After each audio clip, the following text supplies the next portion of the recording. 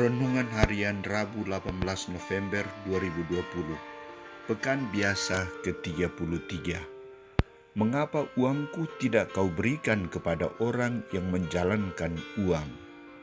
Bacaan pertama diambil dari Kitab Wahyu bab 4 ayat 1-11 dan bacaan Injil dari Injil Lukas bab 19 ayat 11-28. Saudara-saudariku terkasih, Andi seorang anak SD kelas 6.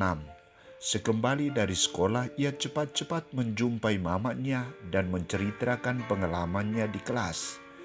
Ia mengatakan, "Mama, saya bersyukur karena semalam sebelum istirahat, saya mengerjakan semua tugas yang diberikan wali kelas kami." Mamanya bertanya, "Mengapa Andi bersyukur?" Andi menjawab, "Saya bersyukur karena teman-teman yang tidak mengerjakan tugasnya mendapat hukuman dari wali kelas dan tidak mendapat nilai, sedangkan saya dan teman-teman lain yang rajin mengerjakan tugas diberi nilai 9. Mamanya melanjutkan, "Anakku, kamu harus belajar dari pengalaman teman-teman itu. Setiap pekerjaan yang diberikan wali kelas harus dikerjakan karena bermanfaat untuk hidupmu." Andi menjawab, "Terima kasih, Mama. Setiap orang yang setia dalam melaksanakan tugasnya akan mendapat penghargaan dari Allah dan anugerah kebahagiaan." Saudara-saudariku terkasih, dalam memberikan jawaban atas keinginan orang banyak yang merindukan kedatangan kerajaan Allah yang segera akan kelihatan, Yesus menampilkan perumpamaan tentang uang mina. Dalam perumpamaan ini ditampilkan seorang raja yang mempercayakan uangnya kepada dua kelompok manusia. Kelompok yang setia menjalankan uang dan kelompok yang tidak setia menjalankan uang. Kelompok yang setia menjalankan uang mendapat pujian dari tuannya dan mendapat tambahan kekuasaan. Ada yang 10 dan ada yang 5. "Baik sekali perbuatanmu itu, hai hamba yang baik. Engkau telah setia dalam perkara kecil. Karena itu terimalah kekuasaan atas 10 kota dan 5 kota." Dan datanglah juga hamba yang ketiga. "Tuan, inilah mina Tuan.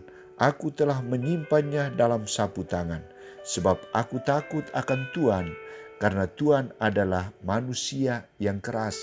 Tuan mengambil apa yang tidak pernah Tuan taruh, dan Tuan menuai apa yang tidak Tuan tabur." Sikap hamba yang ketiga ini menunjukkan sikap ketidaktaatannya.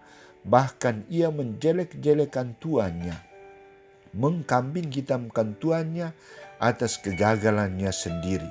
Sikap inilah yang membuat dia dikucilkan oleh tuannya.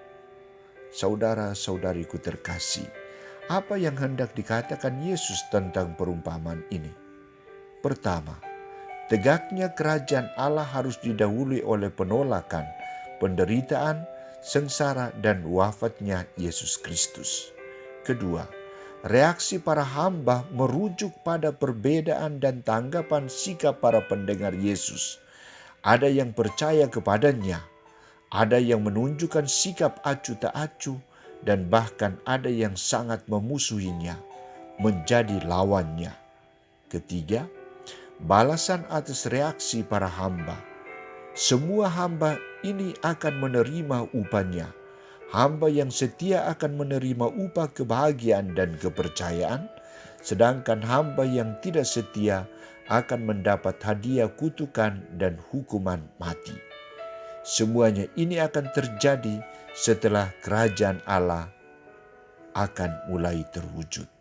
Saudara-saudariku terkasih, apakah kita masuk hamba yang setia atau tidak setia? Yesus mengajak kita semua agar bertanggung jawab atas mina yang diberikannya kepada kita. Kita tidak dituntut untuk menghasilkan 10 mina, atau 5 mina, atau 8 mina, atau 2 mina. Kewajiban kita adalah menjalankan mina itu atau melaksanakan tanggung jawab yang diberikan Tuhan. Kita juga tidak dituntut untuk menyalahkan orang lain atau Tuhan bila kita gagal, tetapi menyalahkan diri sendiri. Setiap orang yang setia dalam melaksanakan tugasnya akan mendapat penghargaan dari Allah dan anugerah kebahagiaan. Semoga kita semakin dipercaya oleh Allah dan sesama.